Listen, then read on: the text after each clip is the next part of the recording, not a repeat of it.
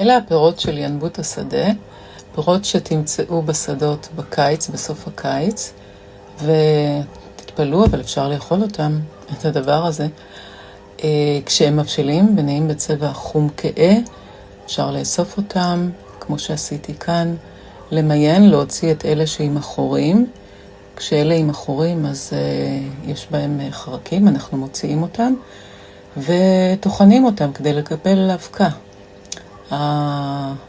לאבקת הינבוט, בכלל, לפירות הינבוט יש סגולות, כמו להוריד את רמת הסוכר בדם, הם מצוינים למערכת העיכול, משמשים לטיפול בעצירות, מרפאים דלקות במערכת העיכול, יש בהם נוגדי חמצון מצוינים, ועוזרים בחיזוק מערכת החיסון.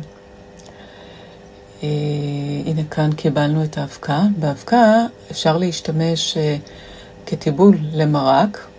הטעם שלו, הטעם שמתקבל זה טעם פטרייתי עמוק, מצוין למרקי חורף, ואפשר גם לשלב אותו בתבשילים. דרך אגב, אפשר לשלב אותו במרקים ותבשילים גם שלם, אבל כאן אני הכנתי את הקרקרים.